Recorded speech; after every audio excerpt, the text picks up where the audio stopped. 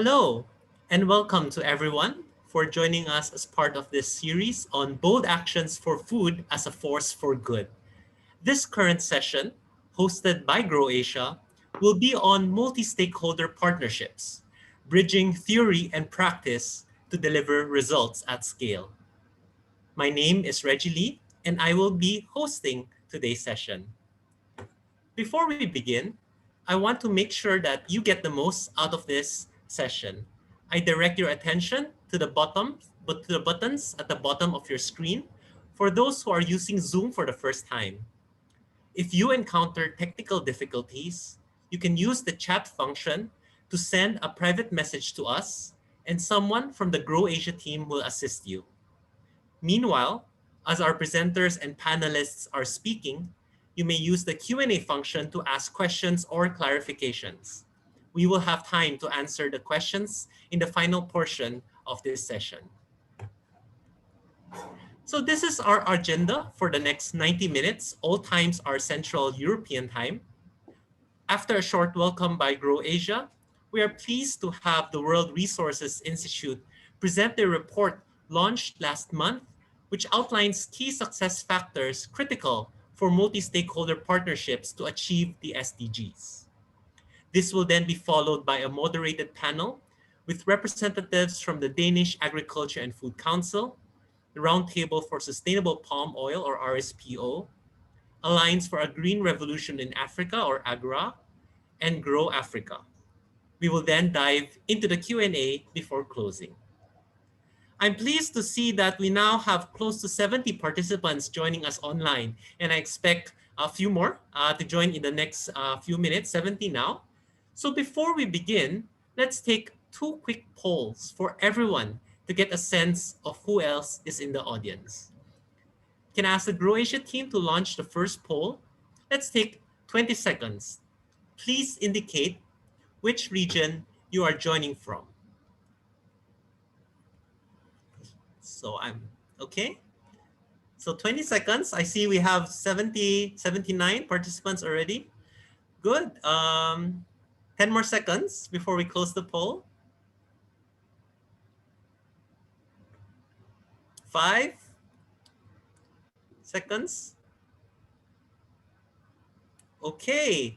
And I'm so happy to see that a lot of representatives from both Southeast Asia and Europe are with us on the line. So welcome to all of you. And I hope that you will find today's session so productive and meaningful. And so could I ask a second poll to be launched? And please indicate the type of organization that you represent. Let's take another 20 seconds here so we know who else is in the room and what perspectives that you may be bringing to the conversation. 10 more seconds. 5 seconds. Excellent. And I'm so pleased again to see that we have quite a good representatives across all sectors, predominantly led by the civil society, followed closely by the private sector. So the practical ways of how do you get MSPs to operate, I think that's also in the business case for working with multi-stakeholder partnerships. That's very relevant to everyone today. So thank you. We'll close the poll. What I will then do now is I want to invite Grahame Dixie, our Executive Director, to say a few words and set the context of today's discussions. Thank you very much, Reggie. Thank you, people, for attending. It's very interesting to see the mixture of people. It is truly a multi-stakeholder partnership that's attending. And multi-stakeholder partnerships is one of those things which is so often misunderstood, and yet it's critical if we're going to deliver either the Sustainable Development Goals or be able to deliver some of the things that will be coming out of the Food Systems Summit. We find that there's two attitudes. There is the attitude that partnerships are a good thing, they're like apple pie and motherhood, and then there's the assumption that they are easy, but they're not.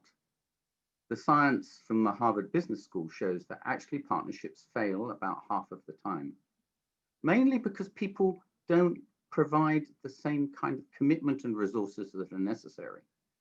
Or the other side of this coin is, an example that I had a conversation with a professor from Cambridge University, and he was asking about what we did.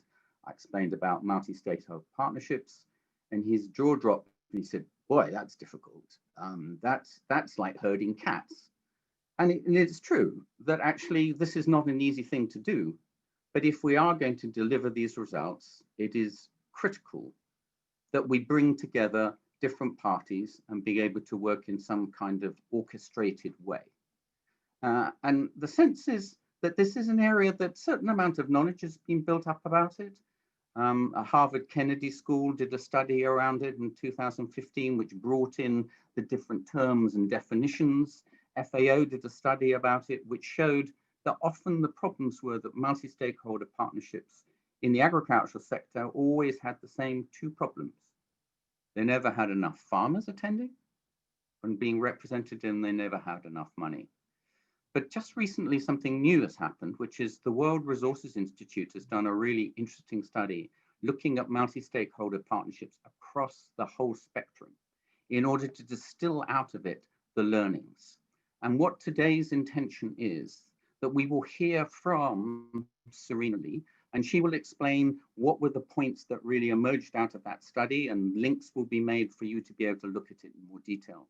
And then to contrast that or complement it with the voices of people that are practitioners. As Reggie explained, we have a wonderful diversity of people. They're not only representing these different organizations, but they have years of experience of working in this particular space. The Danish Agricultural and Food Council has been operating for 100 years in this sector. Jennifer worked with an area multi-stakeholder partnership in southern Tanzania called SAGOT before working on to AGRA. Bev used to be the executive director of Food Industry Asia before moving on to the Roundtable for Sustainable Oil. And Jessie works with Grow Africa, which will be contrasting with Grow Asia. But let me just leave it now and pass back to Reggie to introduce Serena, and then we will see the story emerging out of the work that the World Resources Institute have done. Over. Thank you, Grahame. So without further ado, we will now have the report presentation from the World Resources Institute called A Time for Transformative Partnerships. And we are delighted to have Serena Lee, Research Lead in WRI's Center for Sustainable Business, as well as one of the authors of the report, to take us through some of her findings. Great, thanks. I've just pasted the link of the report on the chat, and you may access it as well by scanning the QR code on the screen. So Serena, the floor is yours. Wonderful. Thank you so much, Reggie. And it's so nice to be here today. Thank you everyone for the opportunity to share with you our World Resources Institute report on multi-stakeholder partnerships. And there are literally thousands of partnerships that are out there, right? We don't necessarily need more of them. We need ones that are making real impact. And as Grahame just mentioned, these partnerships are really hard to do. And we certainly saw this too in our research. Partnerships are very complex. They try and tackle a lot of things, especially when they're dealing with transformation, which is the focus of our report. So this report looks at multi-stakeholder partnerships and how they can maximize their effectiveness at accelerating the sustainable development goals, especially with the urgency that we have now in this decade of action. And it looks at partnerships through the lens of transformation, which is a little bit different from all the other wonderful research that's out there on partnerships already, including the ones that Grahame had just mentioned as well. The report is in collaboration with Partnering for Green Growth and the Global Goals, which is a global partnership accelerator that is operationally housed within WRI. The Global Green Growth Institute, which contributed really rich insights around governments' contributions to partnerships, as well as the World Economic Forum, which contributed really nice insights too around the fourth industrial revolution technologies and how they're a lever for partnerships. So it's a packed report. I have just some time today to share with you some high-level findings, but of course, if you like what you see, please certainly do read the full report, which is available at the link that is pasted in the chat box. So what I'll do today is share with you what transformation means in the context of partnerships and the 4 key success factors of transformative partnerships that we found in the report. And transformation is very much a buzzword these days, right? So there's a lot of interpretations and people think about it in different ways. But the way that I think about it is, essentially we're talking about big changes. And our research found that there are these 3 characteristics of transformation: systemic, long-term and sustained, and disruptive of the status quo. And to really understand what systemic means, that's another word too that has that is a bit of a buzzword. We first need to understand the term system. So on the next slide, please, you'll see an example of the global food system, which includes a variety of actors and elements along the supply chain, as well as the interconnection between these parts. So this could be like the seeds to the pigs, to the farmers, to the grocery store, to the consumers, all of those different players in that ecosystem. And transformative partnerships seek to understand the underlying problems that are keeping systems from being aligned on a sustainable development pathway. And they work to shift the conditions that are holding the problems in place. So whether it be changing policies or resource flows, power dynamics, or even cultural mindsets. So to us, systemic essentially means that changes have percolated through any given system, altering those interrelationships and interdependencies of the parts to influence new paradigms. On the next slide, please. So returning back to the other 2 characteristics of transformation. Transformation is long-term and sustained. It can't be rushed, especially when you're thinking about transformation and just how big the task often can be. There are just so many different actors and players that work over time to create the positive systemic change. And then finally, transformation is disruptive of the status quo. So it starts with the introduction of something novel into an existing system. And this could be represented by a different approach or an innovative technology, perhaps, or even a shift in ideology or culture, just something that's different. And what we're seeing is that, truly transformative partnerships will have fulfilled these 3 characteristics. And as we noted too, there really just aren't that many of them because they're just so hard to do. There is one great example, Gavi, the Vaccine Alliance, which you can read more about in the report. And what our report does is it helps partnerships understand how they too can be like Gavi and other truly transformative partnerships. Next slide, please. So how do they do this, right? And when we're here to talk about success factors. So in our research, we saw that there are 14 success factors, and these are pretty well established. They range from things like having a bold and creative approach to activities, developing culture of trust, finding funding security, all things that many of you today on this webinar are probably quite familiar with. And in our WRI investigation, we were curious, of these pretty well-established success factors, are there any that have particular meaning to those that are transformative? Are there ones that transformative or said in another way, are there ones that transformative partnerships tend to exhibit more than the others? And we actually found through a comprehensive survey and a unique evaluation that we developed especially for this research that there are 4, and that these 4 that are highlighted here. So on the next slide, it's just another view that you'll see of what these 4 are. And essentially these 4, we noticed, they kind of bubbled up through our survey, and we noticed that they are all more relevant to the strategic planning aspects of a partnership. The other 10 tend to be more operational, and these 4 stand out because of their link to being more strategic. This, of course, makes sense when you think about how we're framing all of this, how a partnership in its efforts to be more transformative. Of course, it has to have its eye on the bigger picture. So what I'll do now is walk you through these 4, and I'll also explain what they mean in practice through a case example of Africa Green Co. Next slide, please. Which is a partnership that's a part of the P4G network, as well as, it has a lot of other associations with other great organizations out there. And it's a partnership that aims to increase private sector investment in renewable energy projects in Africa.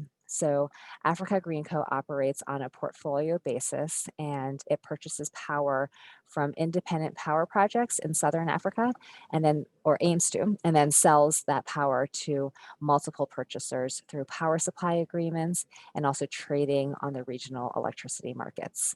And it acts as a credit-worthy intermediary, so it helps to reduce the investment risk that sometimes prohibits the private sector from wanting to get involved, and then it helps to promote a more dynamic power market. Next slide, please. So the first key success factor is around a clear articulation of a system of interest. And essentially, this just means that partnerships understand what they're trying to change, right? And that makes logical sense. If you're going to aim for transformation, you really have to know the big picture. And what I have here on the slide are 3 recommendations that we have in the report around how partnership practitioners can actually translate the theory into actionable steps on fulfilling this success factor. So, for instance, they can define the system boundary to really understand what it is they're looking to tackle. Sometimes systems are just so large and overwhelming, so break it down. There are subsystems within systems, and then also use various system mapping tools to help understand the system a bit better. So you can read also more about that too in the report. And then when we link it back, for instance, Africa Green Co., their system of interest is the energy market in Southern Africa. And when they first started, they conducted a feasibility study to identify specific opportunities and challenges.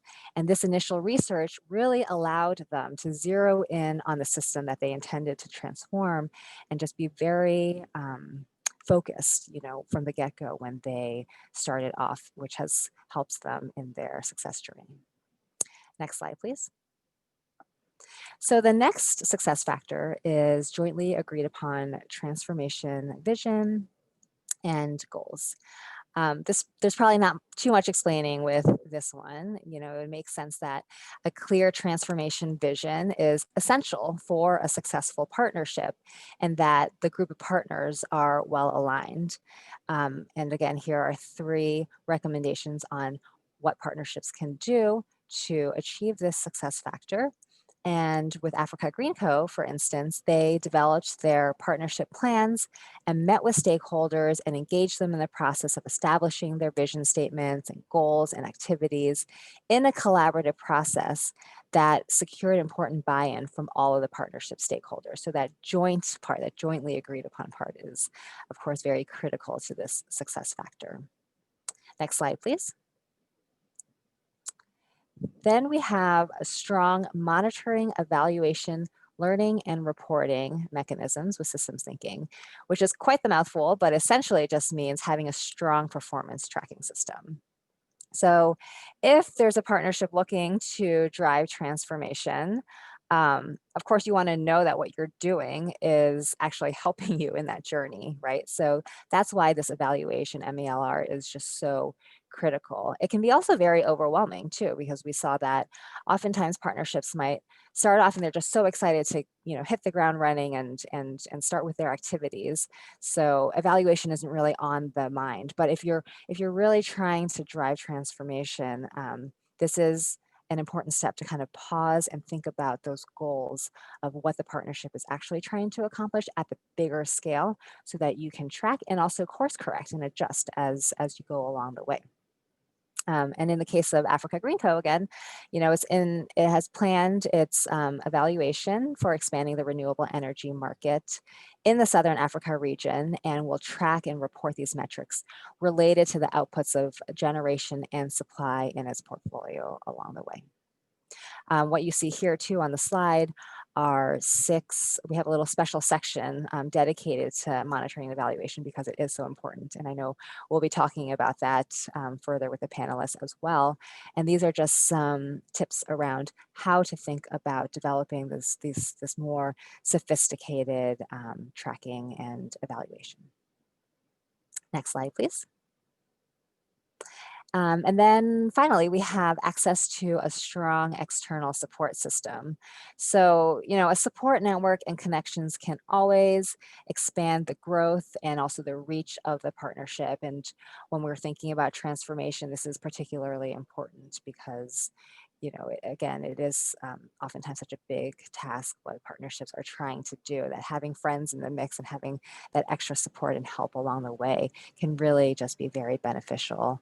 And here again are 3 recommendations and tips on how to be smart about thinking about an external support system. So mapping relevant initiatives, as well as leveraging both the networks that partnerships already have, as well as the external partnerships that are relationships to be developed or are in development. And Africa Green Co, for instance, has been very adept at identifying and benefiting from external events where it can build new relationships. So a good example is its relationship with P4G. It tapped into P4G's network, and it was just a very nice relationship between the 2 organizations. They were able to meet investors and also connect with P4G's national platforms, which are basically, governments that have committed to supporting partnerships. And through these interactions, we're able to attract the required commitment just recently, actually, for the full operationalization of the partnership from Denmark's Investment Fund for Developing Countries and other organizations. Next slide, please. Oh, never mind. Well, just to wrap up, these 4 success factors are really what we saw as those transformative partnerships, those characteristics that really set transformative partnerships apart.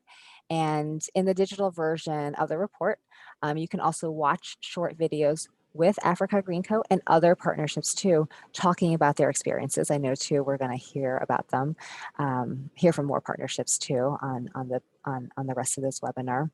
And as a quick aside, I'm just thinking about the poll that we took at the beginning of this webinar, and there seems to be a great mix of attendees from, private sector, public sector, et cetera, from the various stakeholders. And we do too have a section in the report that looks at the different contributions of each stakeholder, governments, businesses, and CSOs, because we saw that partnerships don't always fully understand one another.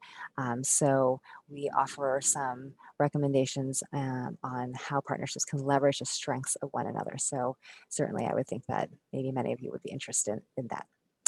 So thank you again for allowing me to share just a taste of our report. Again, I encourage you to read the full report for more. And if you like what you read, please do share it with your colleagues. Thank you. Thanks, Serena. And this brings us to the next portion of our agenda. So Grahame, I'd like to invite you back as moderator, and I'll also ask the panelists to turn on your videos as we acknowledge you. We are so glad to have Beverley Postma, Chief Executive Officer from the Roundtable of Sustainable Palm Oil. We have Jennifer Baarn, Head of Partnerships of AGRA, and Jan Laustsen, Director, Trade and Market Relations of the Danish Agriculture and Food Council, and Jessie Mvula, Country Agribusiness Partnership Leads of Grow Africa. So Grahame, the panel is yours.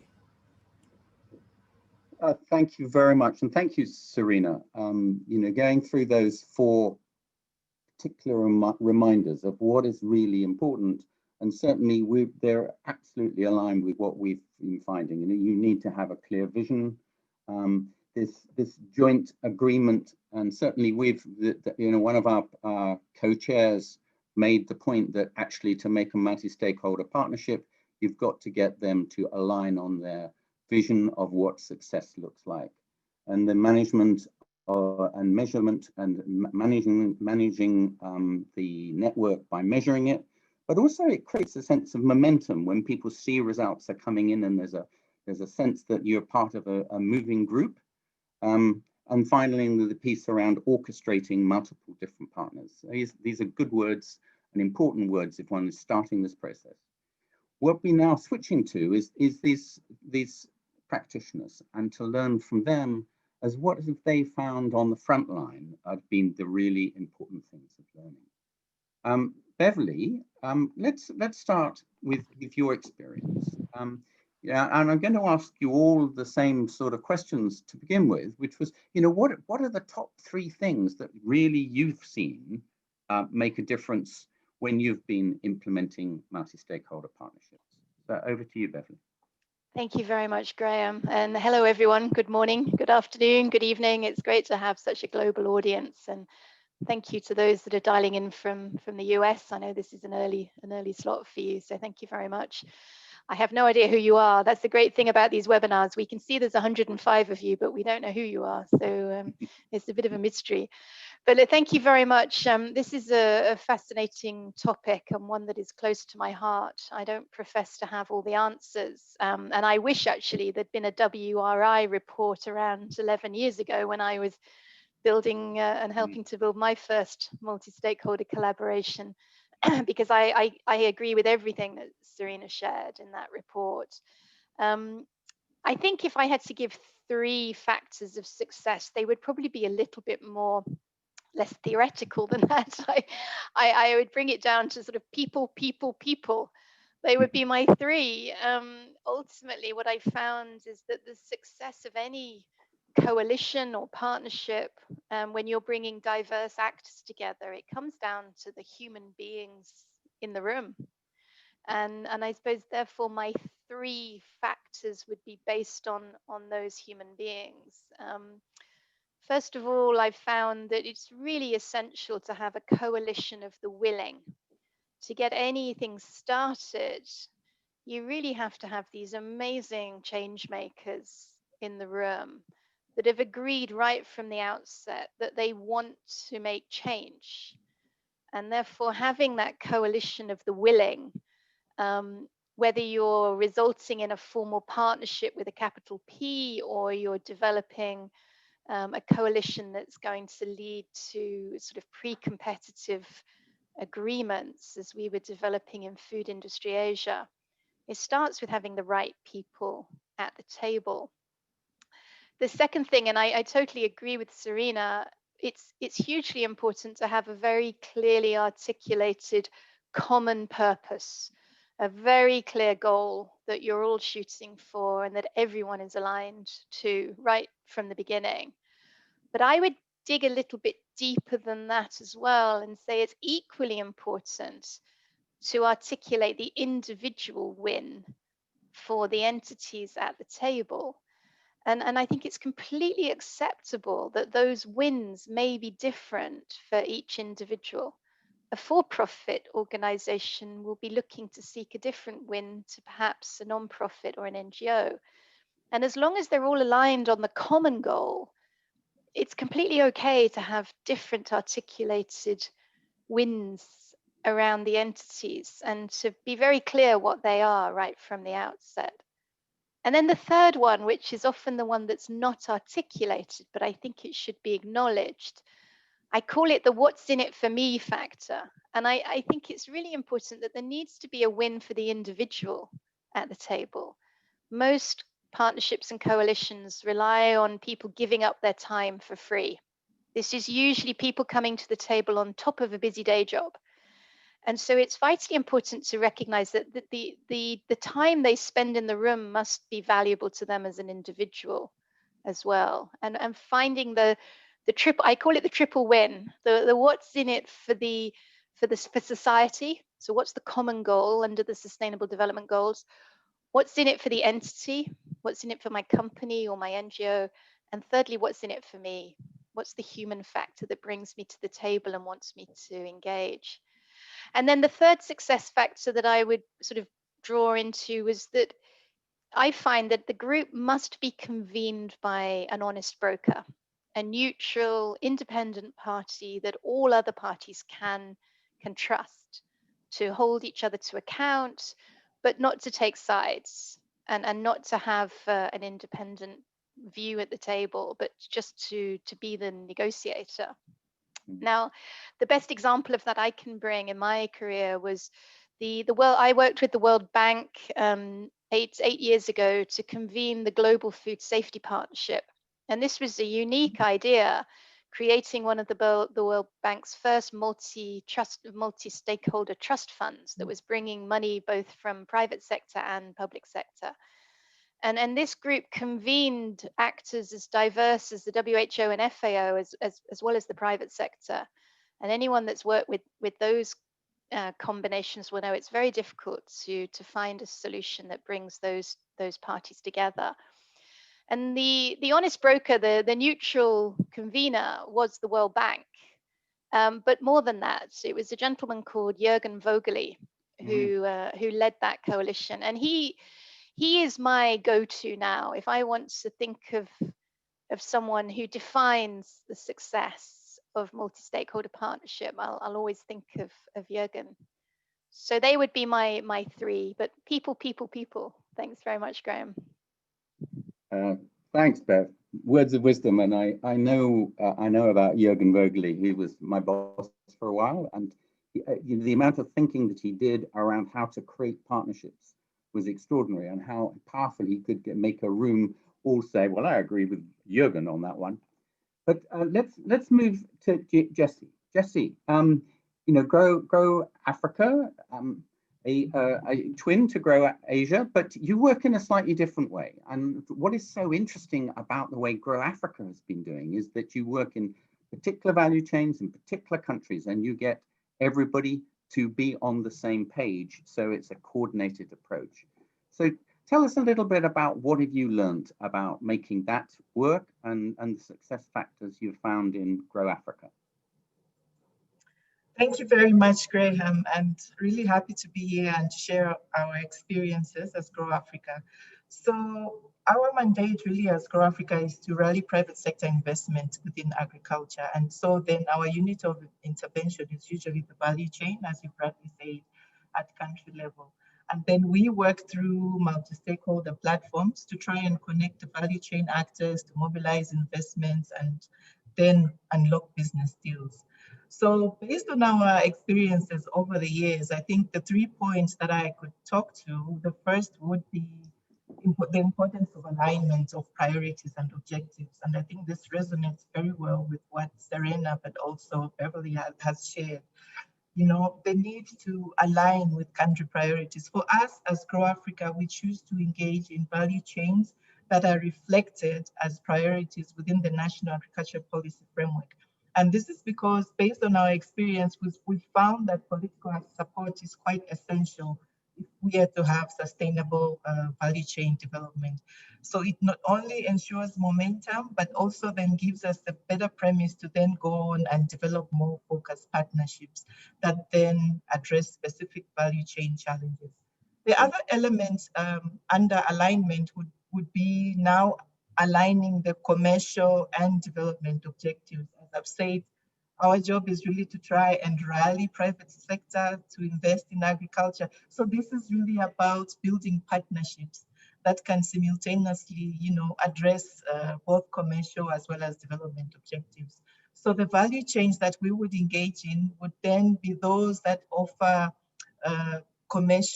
viable commercial opportunities for the private sector, but also at the same time provide a great potential in terms of contributing to development incomes, your job creation, food security, working with farmers and integrating them into value chains, improving their productivity and whatnot. So we found that once you have aligned your priorities and objectives, it then becomes easier to bring the value chain actors together and jointly map solutions that address systemic bottlenecks within the value chain. So the other second point I would like to share would be inclusive engagement. And this builds on to my previous point. We find that inclusive engagement must then take place, you know, where you now bring all these actors together. They're part of the conversation. You identify together what the key bottlenecks are, and also together identify specific solutions to unlock, in our case, investment into these value chains. So as Grow Africa, we usually anchor this work within multi-stakeholder platforms. So either we would establish multi-stakeholder platforms in the country of engagement, specifically in that value chain, or we would work with an existing body or institution that's already undertaking this work or that has the same aspirations as we do. Within that space is also where we would conduct maybe business case studies, you know, to kind of inform that conversation that takes place in terms of identifying the specific solutions that would unlock investment. The last point maybe that I could attribute to as a key success factor for us is to do with mutual accountability. So once you've aligned your priorities, you have done the inclusive engagement bit, you have concrete solutions on the table that you then move forward as projects. You know, you use this to now build focused partnerships, which you can pursue together to address the challenges that you have identified. And for us, what we use are term sheets. So it's basically a documentation of those solutions, you know, that you have jointly agreed upon in that particular value chain. And it brings together the inputs of government, of the private sector, of farmer organization. At times we have technical agencies that come on board to support. Basically, every key actor within that landscape now comes to the table and commits to undertaking certain activities, you know, to make that solution work. So the term sheet actually captures all this in terms of the policy as well as non-policy commitments. And we use this term sheet as a benchmark, you know, to then track performance in terms of how are we moving with this focused partnership over time. And then each partner is then held accountable for what is happening. So we've really applied these three factors. I think I can give, if I do have time, I can speak about our experience in Cote d'Ivoire, where our engagement there, really the scoping of the landscape, we determined rice as the value chain of engagement. It's a major food crop, it's prioritized by government, and there's diverse opportunities in terms of what investors can do within that value chain from production to marketing. And there's also a lot of great potential for inclusive employment and income generation. So for us, that was the starting point. Then moving on, we partnered with the National Rice Development Agency, locally known as AGRA, and established a national rice multi-stakeholder platform. So with a broad membership from producers, millers, distributors, financial organizations, a whole range of value chain actors. And within that multi-stakeholder platform, we were able to support a rice business case study, again in partnership with IDH, the Sustainable Development Initiative. But then that business case study for the rice value chain was able to then unearth the concrete investment opportunities within that rice value chain. But over and above that, what it would take to make this investment happen. So it outlined what needed to happen in terms of the business environment, if there were issues with infrastructure, a whole range of issues. Now, then building on what the business case had unearthed, this multi-stakeholder platform was then able to now identify certain concrete areas where action could actually start taking place. So they did select specific projects to do with seed production, expanding rice production, mechanization. There are milling projects there, processing, infrastructure development. So there's a wide range of projects that were now formalized into focused partnerships, or what we call term sheets.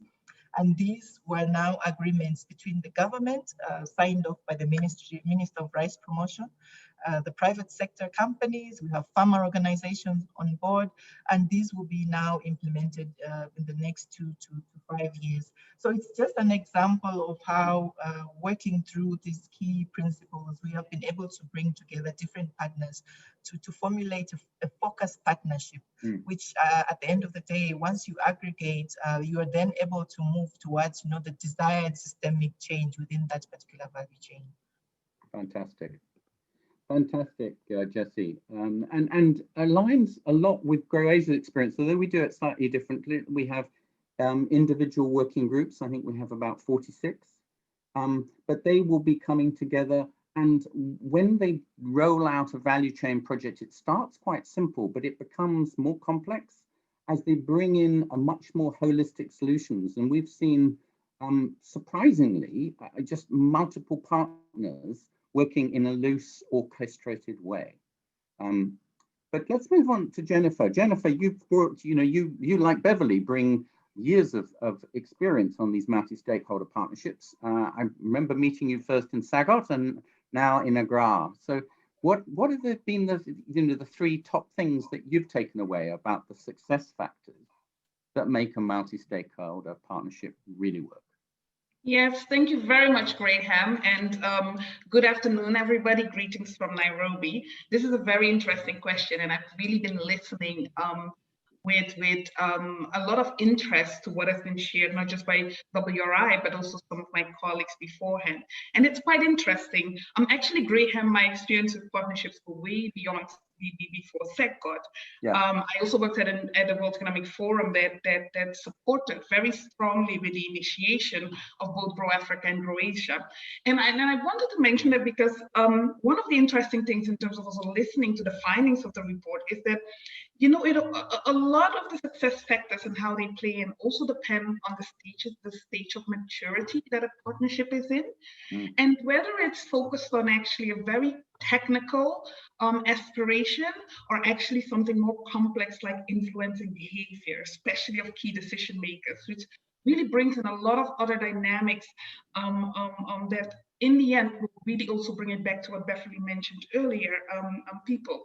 The interesting thing about looking at what has been shared so far is that when you're in the midst of a partnership, especially at the ones who facilitated the honest broker, designing it, establishing it, it definitely looks a lot more unstructured than how we are discussing it now and how it's being put on paper. So I'm very happy actually that we're having this discussion in this matter. But let me answer your question very briefly.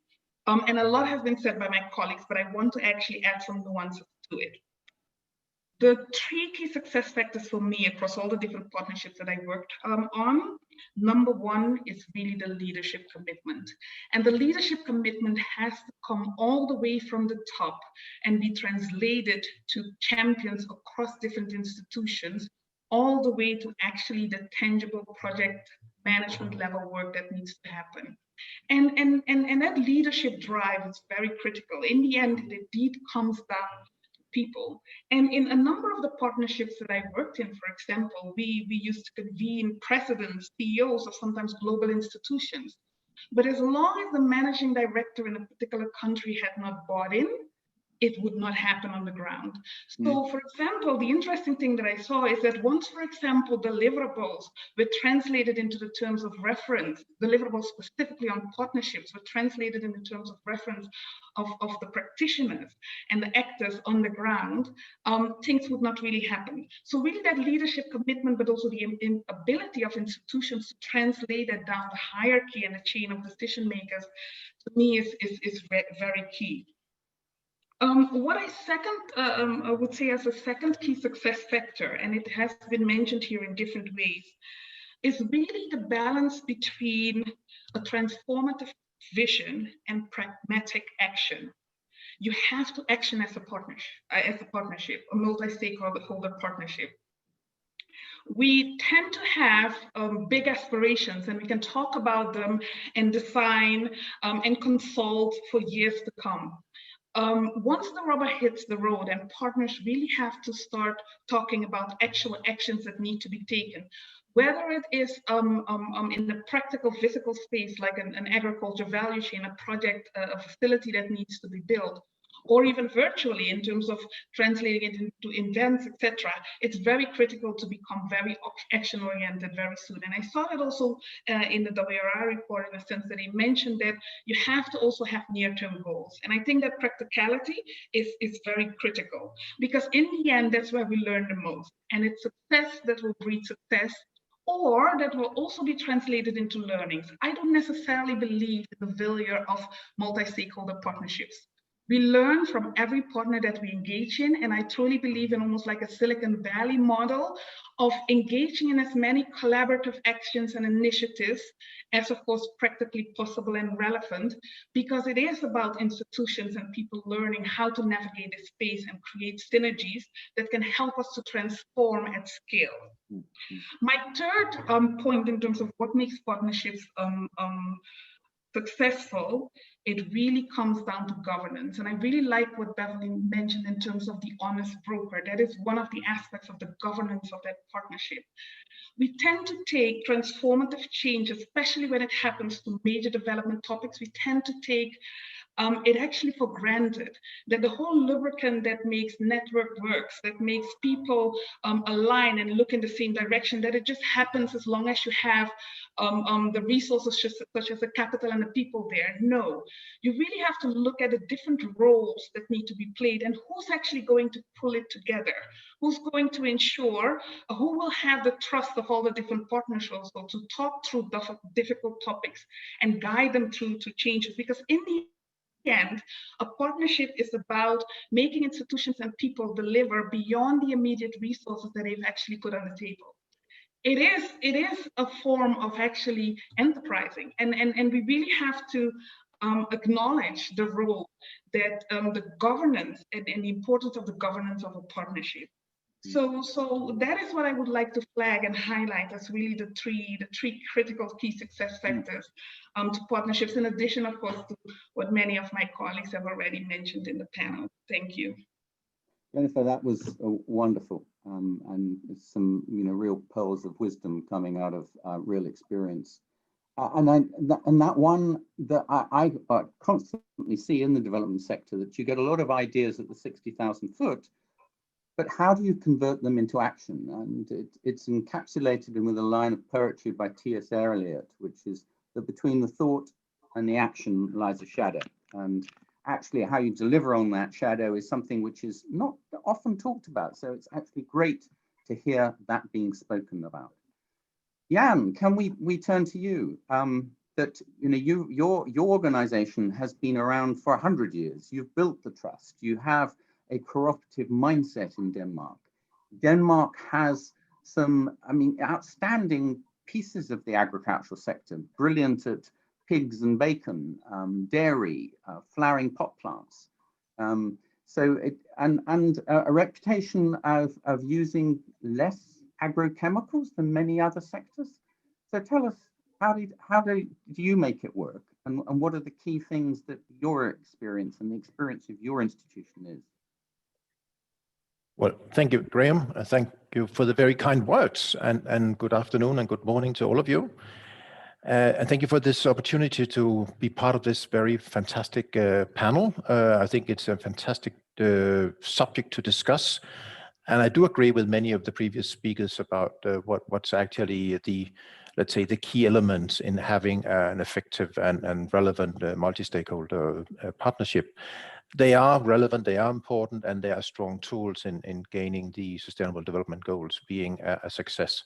Well, greetings from small little Denmark and from Copenhagen. We are in the northern part of Europe, and we have a very, very strong tradition in doing partnerships and cooperation. As mentioned by Grahame, our organization is more than 100 years old, and we are like an umbrella organization for just about everybody in the value chain related to agriculture and food production. We do have the farmers, we do have the cooperatives, we do have private sector food companies, that being also limited companies. We do have the agro-industrial sector, those delivering machinery, equipment, whatever, breeding materials, whatever. And we do have also the bioenergy sector and the ingredient sector. So we try to grow within having a strong value chain focused on having a sufficient and effective agriculture and food production. And you would call it farm to fork or stable to table. That's our approach, and try to do and deliver the best kind of results for everybody. So if I was to point at 3 success factors, I think we've pointed at them already several times. It's about creating the value, that those being parts of the partnership would actually see the benefits, see the value from it. It's also about trust. It's about making sure everybody can trust each other, that you actually are working towards the same vision, the same goals. It's mentioned several times. And also the governance, the structures. You need to have the structures in place so you can have everybody believing in their right, their opportunities. Well, not everybody agree on everything every day, but they realize the value and working through and together and developing together. And why do they come together? Just to highlight a bit more, it's about together you can deliver the value and the benefits. If you have a stronger position, you have a stronger position in the marketplace, you have a stronger position in society maybe, and you will be able to have the synergies emerge. It's not that simple to make them work, but it's possible. But also to develop and create opportunities for the future. You can see the opportunities to jump in and be part of the future elements in society. You have a stronger platform. You can do also a stronger financial work. And I should actually mention that some of the financial sectors, some of the insurance sectors also perhaps not active members, but be members of our organization. So all in all, I think the background for our organization is the cooperation, our mindset in saying, well, your neighbor is not your enemy or your competitor, it's your partner. It's someone you can actually work together with, and you can develop things together. It's also about the education, how you actually make sure that people have opportunities to learn from having partnerships and cooperation as giving you a better outcome in the end.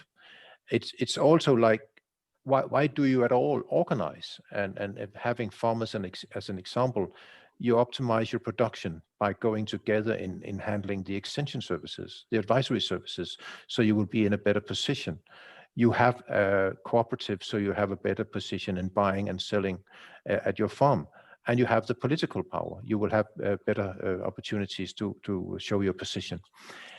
Of course, Denmark is a small country. It's harmonious in many ways, so it's only natural for us that we can build upon the learning we've had for centuries. But we also do the partnerships across borders. We do the partnerships public-privately. And there we also have very fine results that I think we will be able to work on for the future. I'll stop here. Thanks, Grahame. Yeah, thanks very much, Jan. I mean, I guess, if I very, very quickly went through what are the issues and the sort of top points that come out, but trying to pick on things a little bit different from what you have concentrated on, because most of them I'm absolutely in agreement with. We certainly find that there are particular management skills and particular people that are good at running multi-stakeholder partnerships. They tend to have very high levels of emotional intelligence. We often see a team approach where that you have somebody, we call them the deal maker and the clockwork person, somebody who goes out and creates the enthusiasm, drives the vision, brings people in as a thought leader. I think Jennifer would call them a rainmaker.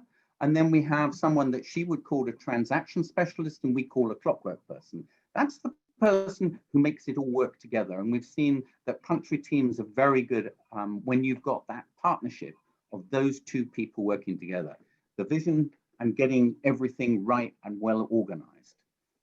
We've also seen that there is a special ability. They need to be credible, but they must take absolutely none of the credit.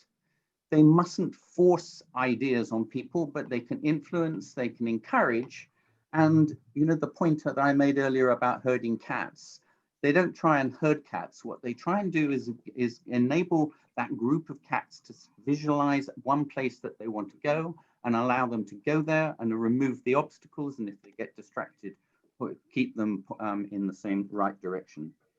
We've certainly found management and measurement is really important. And we found that when we measured our working groups, we found them in their capacity to be all over the place, but we found their results were linked to capacity.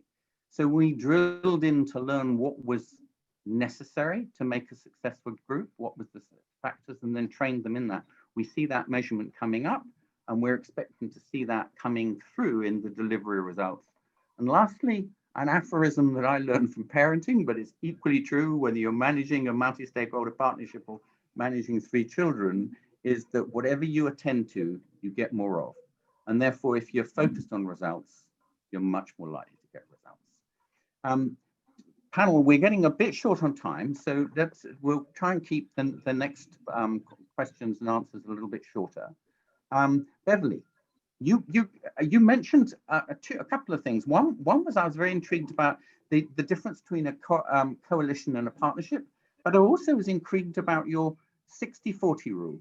Can you explain? Yes, thank you, Grahame, and thank you to all the panelists. I've really enjoyed listening to this, and I've been nodding away at everything you've said. I think, we're really resonating with each other. 60-40 rule. I think I borrowed this from someone. I have to confess, I don't think it was my original idea, but I definitely applied it over the last 12 years. So the 60-40 rule, as I've discovered, is that we tend to in life agree with about 60% of things that people say and disagree with 40%.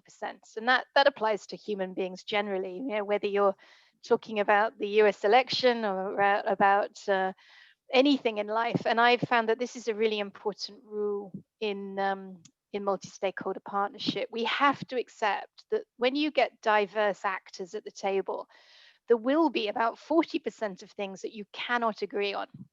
And the key to me is really to articulate those right from the beginning. Let's look the tiger in the eye and say, let's agree what we can't agree on, first of all.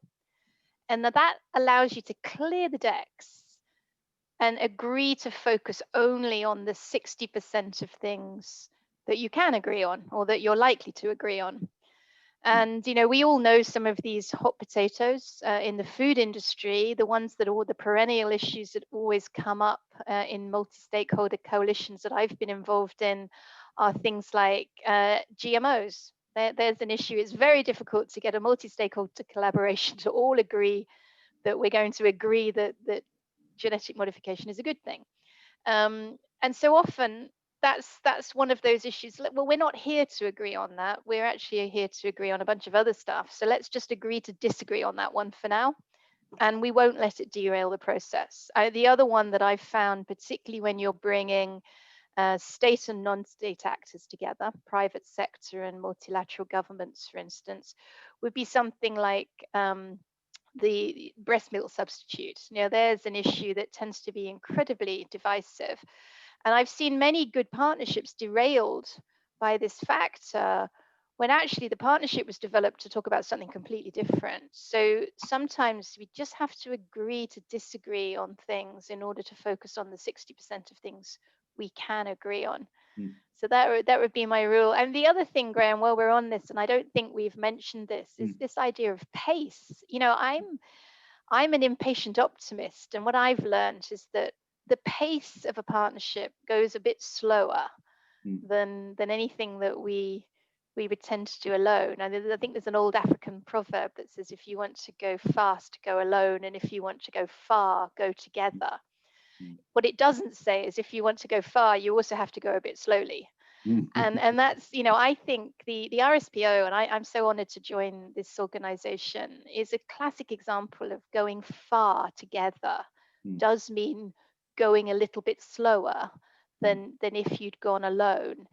But it's achieved remarkable things with very diverse actors at the table. We now have 19% of the global supply chain of palm oil is now certified sustainable. No deforestation, no peat, and no exploitation. And I think that's truly down to the fact that the right actors came to the table at the right time, with the right common purpose, and just agreed that we all had to go a little bit slower to reach the right outcome. But now we've got a solution that can be scaled for the whole world, and not just in palm oil, but across all commodities. So it gives me great hope. Thanks, Grahame. Thanks a lot. Jessie, we've recently had one of a really successful session we call the confessional, when people explain to us under Chatham House rules what's been the mistakes they've made. And it's often in the mistakes that we learn the most. And certainly one of the mistakes that GrowAsia made was try and push a particular agricultural technology onto one of our country partnerships. They dug their heels in, they made it very clear we've never done that before. Jessie, tell us a little bit about something coming out of Grow Africa that you've learned from. Thanks so much, Grahame. And I think for me to be able to narrate this very well, I would just like to share a bit about where we've come from. So as Grow Africa, we've been around since 2011. And of course, always having this mission of having to rally private sector investments in agriculture. So in the initial years, our engagement model involved working directly with private sector, engaging them to understand their needs, their interests, and then out of that dialogue, then coming up with specific projects, which we called letters of intent, which were like commitments to invest in, the value chains in those particular countries. So it was a very good process. I mean, over a period of 4 years, we're able to generate investment interest of up to $10 billion from over 200 companies in about 11 countries. And within a period of 3-4 years, we found that we were able to unlock or activate about 25% of these investments. So it was not necessarily a failure. To us, it was still an achievement, just that the pace of conversions were taking time. And this led us to reflect in terms of what is it that maybe we should have done better in terms of our engagement to make this work. So evidently, there was that private sector genuinely interested to invest in agriculture, as demonstrated by all these commitments generated. But we found that in most cases, some of the investments that were put forward were not really fully aligned to what maybe country priorities. Maybe they didn't support specific country priorities like food security, nutrition, job creation, etc., etc. And so there was kind of a limit in terms of coordinating with other initiatives that were going on in country, and hence there was we received minimal support from government. This just speaks to the issue of alignment. We also had quite broad commitments. I'm talking about the value chains of engagement. Like in a particular country, you'd be dealing with maybe 5 to 20 value chains per country. So that was also kind of hard to manage, to meet these expectations. So this speaks to the issue of the need for alignment and to focus on specific value chains. But also, I think the most important thing we found was that these conversations that we had in terms of generating the letters of intent, it was just a conversation with the private sector and did not include the other key actors who would have a role to play in making this work. So at the end of the day, this was affecting the pace of actually converting this interest into actual projects on the ground. So this is really what informed our new engagement approach, which we call Country Agribusiness Partnership Framework. But it's really now a more inclusive engagement model. It aligns to country priorities. We work through multi-stakeholder focus master stakeholder partnerships to try and generate that shared value and long-term impacts in a more transparent and accountable manner. I think that's what I would share from our side. Thank you. Thanks, Jessie. I mean, it is interesting. I mean, one is that whole process of constant learning, that actually this is a constant refinement process, that what we are all doing, except in the case of Jan, is stuff that hasn't been done before, never at the scale, never across developing countries, trying to pull people. So of course it's a learning lesson. We had the same thing of trying to manage expectations, because when we were set up, they talked about reaching 10-20-20, which was 10 million farmers by 2020 and a 20% change in their productivity and profitability. The 10 million figure looked like a very nice PR figure, but actually it's really difficult to deliver. We have now about 1 million farmers actively involved in our projects. You had that one, which was that actually, personally, getting 25% of that investment actually to be made, because in the conversations with the private sector, they will talk about potential projects as if they're definitely going to happen. But in practice, they will often have 3 or 4 balls up at any one time. And at the last moment, they have to make a choice between one of those. So it actually getting 25% of that investment to be made. And considering the investment in you and what you got into the country, it's an incredible rate of return. Jan, look, what I was going to do was switch the order slightly. And I know that you're doing a lot around the environment and sustainability. And how you're approaching is, I think, has got some lessons for us all. And then I wanted to switch over to Jennifer to talk a little bit about where do you think the bigger picture is around multi-stakeholder partnerships, and what would you like to see come out of the Food System Summit? But first to you, Jan. Thanks a lot, Grahame. I think I'll put the example of our approach on climate smart farming as the example I would like to give. And I guess it's about taking leadership and not wait for others to take the scene. And also like never stop improving or adjusting or refining, optimizing your organization, your partnership, your approach to society. And you need to nurture the relationships and the network. In our case, the climate agenda is extremely active, very well, just in our face. We need to approach it. We need to take action. We cannot just sit and wait. So we put forward last year in March our ambition from our organization, and aligned with some of our big members in the cooperatives, to be climate neutral by 2050. Maybe it doesn't seem that ambitious, but it definitely is. We've been honest in saying, well, we can deliver about 50% already now with the knowledge we have, but the rest we need to do in partnerships, and we need to have the research and development in place. So we are setting a target, and we would like to invite everybody to be joining that. We also had a system of climate partnerships set up by the Danish government, where you had sector by sector defining where to go, how to do it, and where to take the next steps. And just now that's in process in the Danish society. So actually, I guess our approach would be to be part of the solution instead of be part of the problem, to be active and relevant for those who are our stakeholders and partners in general. Thanks. Jennifer, let's sort of think about the Food System Summit.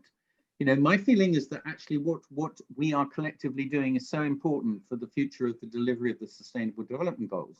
The 16 is a wish list of what they want to deliver. Only the 17th do they hint at how it might be done, and it says it's got to be done by multi-stakeholder partnerships. And in the agricultural sector, we've got limited time, but we have to go to huge scale. And therefore, orchestrating a network of partners seems to be something that is so critically important. And we are at the front end of learning how to do that. I would love to see coming out of that a commitment that this is important, and some support to create a community of practice so that this kind of sharing can be done. But where are you coming out on this, Jennifer?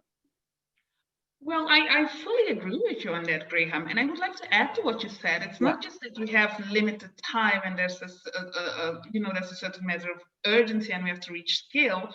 But please, let's remind ourselves that the agriculture value chains and sectors are some of the most fragmented in the world, whether you're looking at it from a private sector perspective, or actually even from a public sector perspective in the development world that has multiple projects targeting the same value chains in the same regions with actually very short horizon and timeline.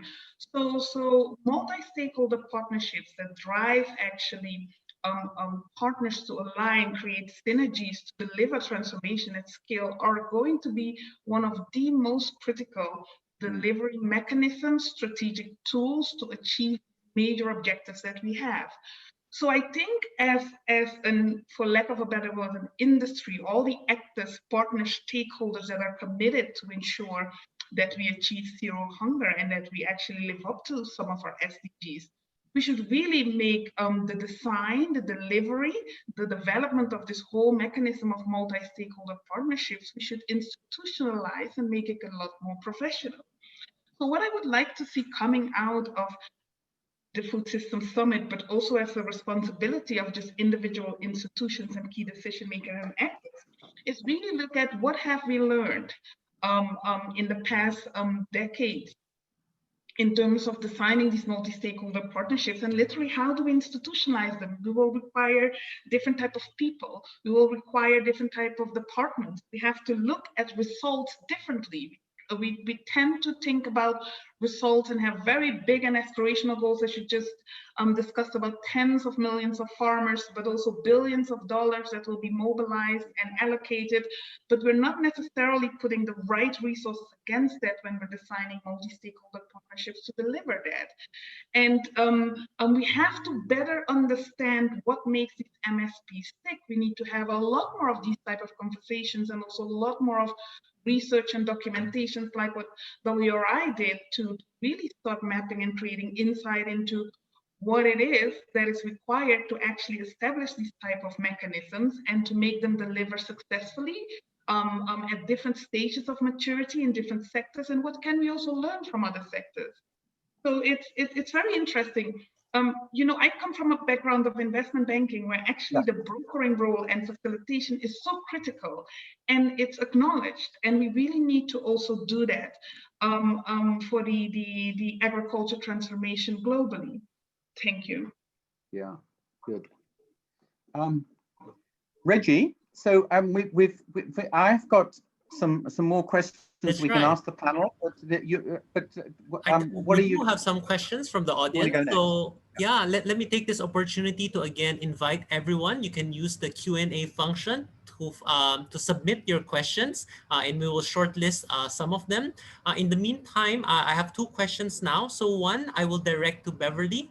I think the question here is that multi-stakeholder partnerships, you know, are always short of funds and resources. How have you tackled that, you know, practically from your experience? A very difficult question.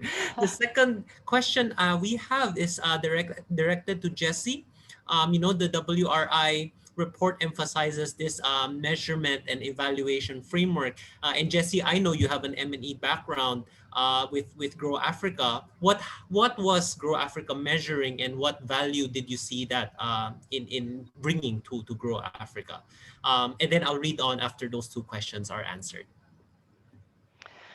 Wow, I get the tough one. I mean, I don't think there's any secret answer to this, and I can only share my experience borrowing from other people's experience. I mean, I'm a believer in looking for best practice, whether it's fundraising, whether it's influencing, whether it's building strategy. And, you know, I have a career that started off 20 years ago in Kellogg's in the marketing department. So pretty much everything I've learned about fundraising comes from fast-moving consumer goods and marketing companies. They to me are still the best in the world at building a value proposition, identifying your audience, and then targeting campaigns to influence a positive response in that audience. So whether you're promoting a non-profit idea or a for-profit brand, for me, the skills that you need are the same. And fundraising is no different to me than building brand awareness for a chocolate bar or a breakfast cereal. So it starts with really understanding your value proposition. And that you have to do that, the 101 of understanding your value proposition. It takes a strategic plan. It takes you all to be in the room for 5 days on a retreat, and to usually have a qualified facilitator to take you through really understanding, nailing that big, audacious, hairy idea. Then you need to understand who your audience is. You know, really understand who is it that cares about what you do? Who do you want to care? And how do you put your proposition in the context of what they need in their lives? You cannot just assume the moral imperative will be enough to get people to vote with their pockets. You have to make a value proposition that is personal, that actually impacts their lives. So for me, the biggest message right now that I'm seeing is the opportunity to mobilize the hearts and minds of youth. I am so inspired by the millennial generation and the Gen Ys coming up behind them, who just care about sustainability in a much more meaningful way than I think my Gen X society cared about. So for me, my audience right now is inspiring, empowering, and mobilizing youth, young people. You know, the future of this planet, whether it's an environmental goal or whether it's a social impact goal, is really lies with them. We've got to inspire them to want a better planet for their future. So, there's no tricks to fundraising. It's just about understanding your audience. Ask them. Go out and ask young people, what do you want us to do, and what does it take? And I'm pretty confident that if you make a good value proposition and you've got an audience that cares about what you do, the money tends to follow. Donors get excited about what you're doing. Members, in our instance, join the organization because they see the proposition to sell their product to an audience that cares. So fundraising starts with mobilizing an audience of influencers that care about what you do.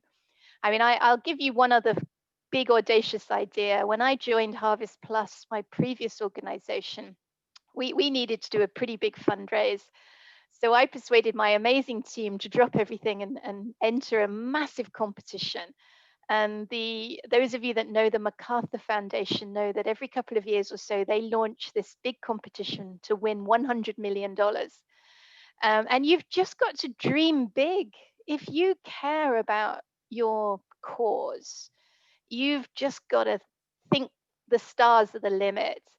And we entered that competition, one of 2,000 entries. And beyond our wildest dreams, we got to the final. It was a 2-year process. We got to the final. We didn't win, but we came a close second, and we took away $15 million, which is now doing amazing things, helping to develop nutrition solutions in Africa. So it's out there, people. You just have to dream big, mobilize the young people who care about sustainability, and use their energy to captivate your donor in a way that it has a great value proposition. That would be my message. Yeah, I think very practical insights. And I want to go through as many questions as I can. Jessie, I think the next question on the measurement, a short answer is sufficient.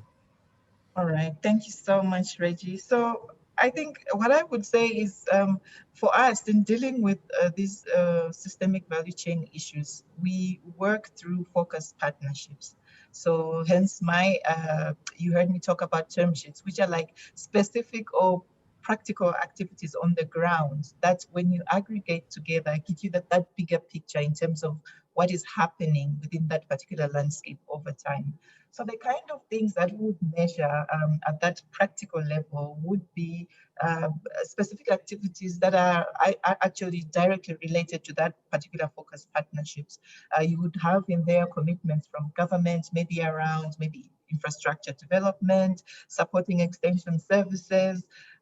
It could be job creation, working with youth and integrating female entrepreneurs into the value chains. So all these metrics are part and parcel of what is captured at the level of the focused partnerships. But the whole idea or the intent is that over time, you get to have a bigger picture in terms of what's happening within the broader landscape by aggregating all these focused partnerships. They then give you that big picture in terms of what you have been able to do over time. Just that it takes time to be able to have that visual in terms of what has happened within the landscape. Thanks, Jessie. So I think, Grahame, were you going to ask something? No. Okay. We go on to Yeah, I think Jan we and probably have time for just 2 more questions. So I will give it to our 2 remaining panelists.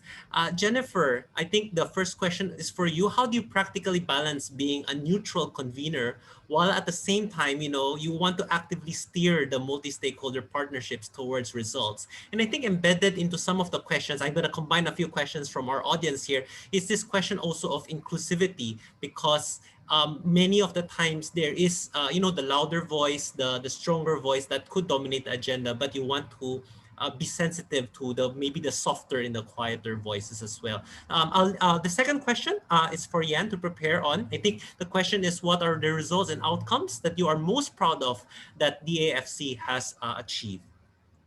So Jennifer, first to you.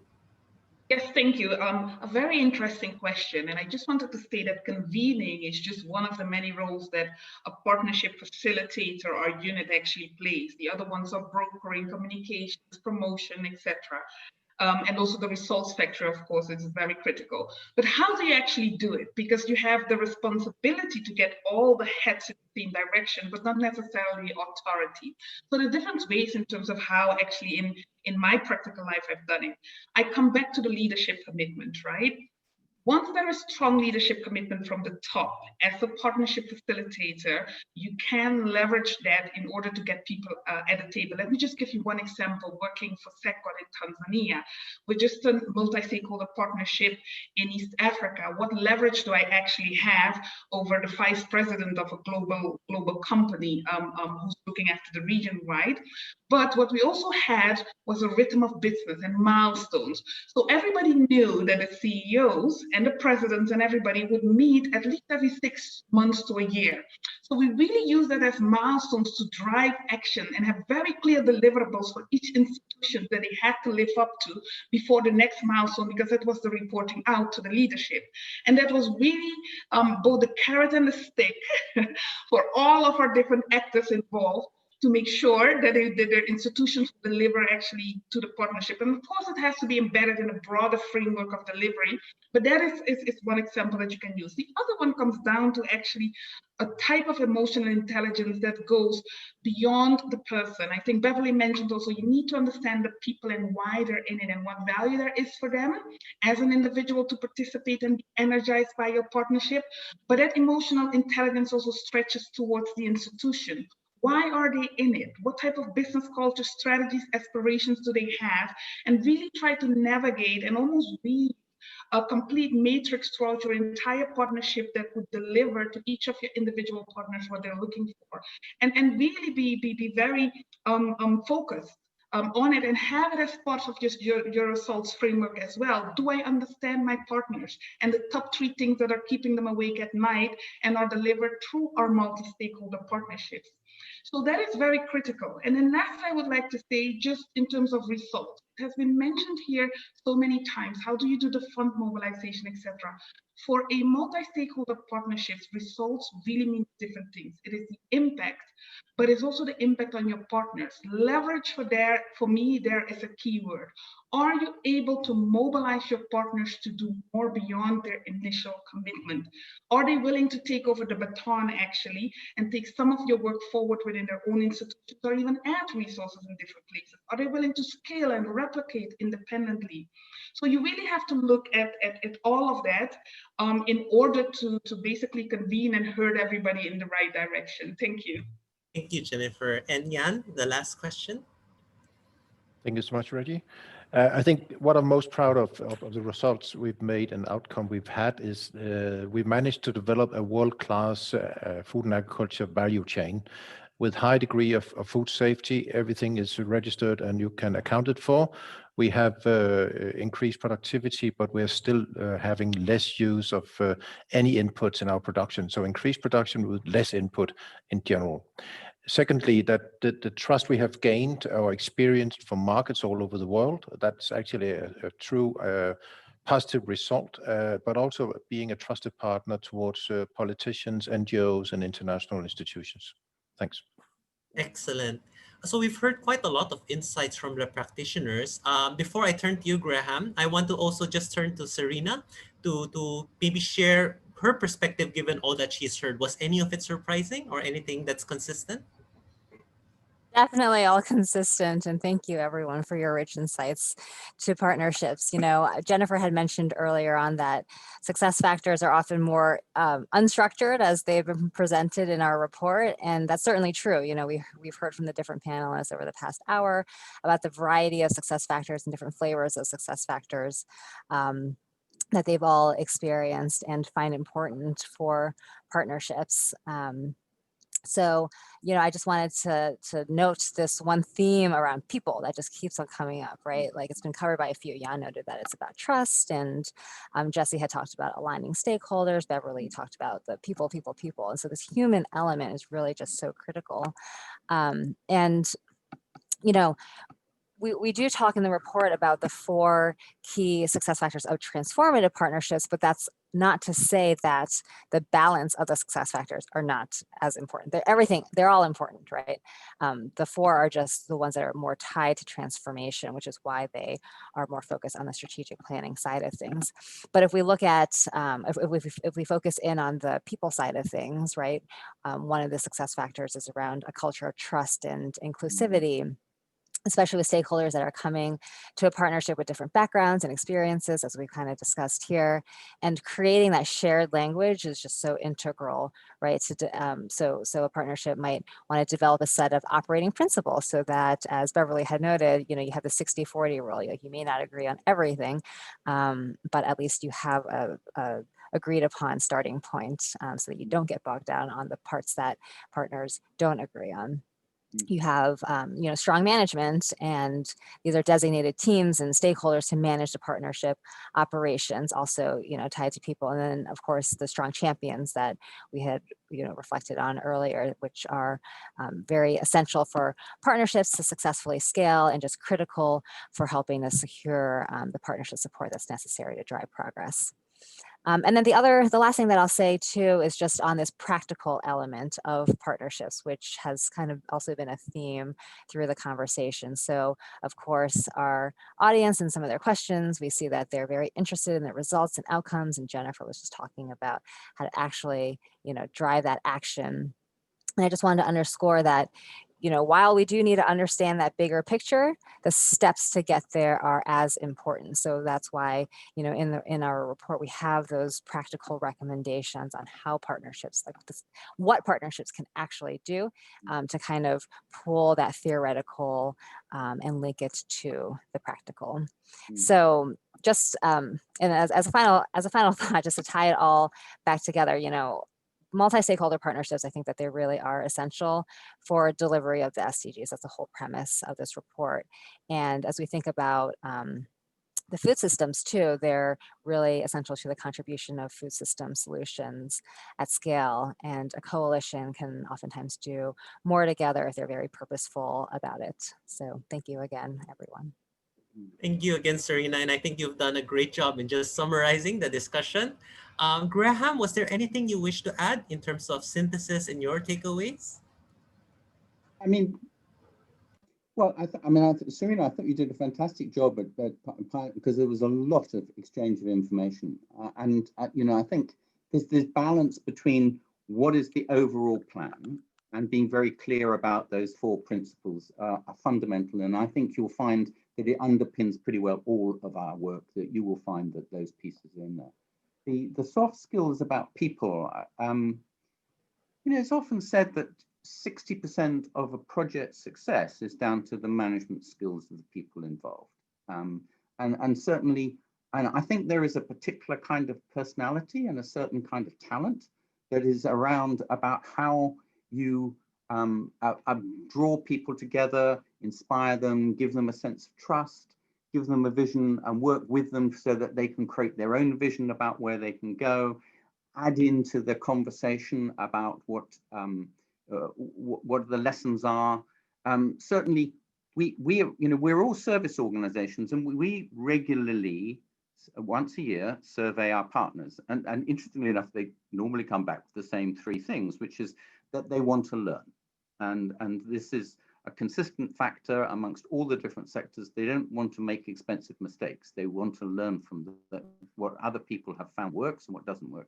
The second one is that they want to meet like-minded partners. And this is very interesting because they want to learn from them, but they want to see if they can incorporate them into their businesses. And we've found very interesting how good the private sector is at managing multiple different partners. And the point they made to us is that's what we do. You know, we have a banker, we have somebody who does our trucking for us. We integrate together multiple partners, and it is a way of delivering holistic solutions. And the third one is that they want a voice in the policy dialogue. And the trouble is everybody wants to advise the government in policy. How can you distinguish yourselves? And what we found was that actually, if you've got results under your belt, even from a small value chain, that it gives you the credibility that people will listen to what you're saying now around regulations and policy. And the fourth one that's come up is just recently is people saying, actually, we feel good to be part of Grow Asia. You know, we like your principles, you like where you're going. And this is an important point because it gives you a sense that the point that people want to feel that they are doing something beyond the bottom line, that they're actually living a purposeful life in their business and in their work. And that when you can get the three different sectors to work together, the public sector, the private sector, and the producers, the balance of probabilities is they can make better decisions and they come up with better outcomes. And you can see it around the world. I mean, you've seen the Danish example, Côte d'Ivoire does it, the Kenyan horticultural export industry has done this. It does work. And it's so important now that we know that those things are beginning to learn about how to make them work, that the experiences are shared. So that now that we're really confronting some massive issues on the sustainable delivery of the Sustainable Development Goals, the food systems, the emergence of pandemics and extreme events, we need to be able to work better together, and we need to be able to deliver results at scale. And individual boutique projects are not going to do that. Coordinating and orchestrating multiple stakeholders, multiple networks of partnerships, the only way that we're going to deliver those. So I'm hoping that what will come out of the Food Systems Summit is acknowledgement of multi-stakeholder partnerships and a recognition that this has proven to be an incredibly valuable way to invest money. The returns are superb. And that this is something which does give us some hope of being able to deliver what needs to be done over the next decade. So I'll leave it at that, Reggie, and back to you. Thank you, Grahame. And I guess in the spirit of Grahame asking for feedback, could we take 10 seconds to just give us feedback, how useful you found today's session? We will launch the poll. And while you're filling this up, I want to thank each and every one of you for your active participation. Thank you for those insightful questions. And of course, thank you to our panelists for really sharing out of their wisdom and their experience. So I will 5 more seconds before the poll will close. Okay. And so happy to see that many of you found it very useful. And this brings us to the end of today's session. Again, thank you and wish you all the good rest of the day. Take care and stay well. Goodbye.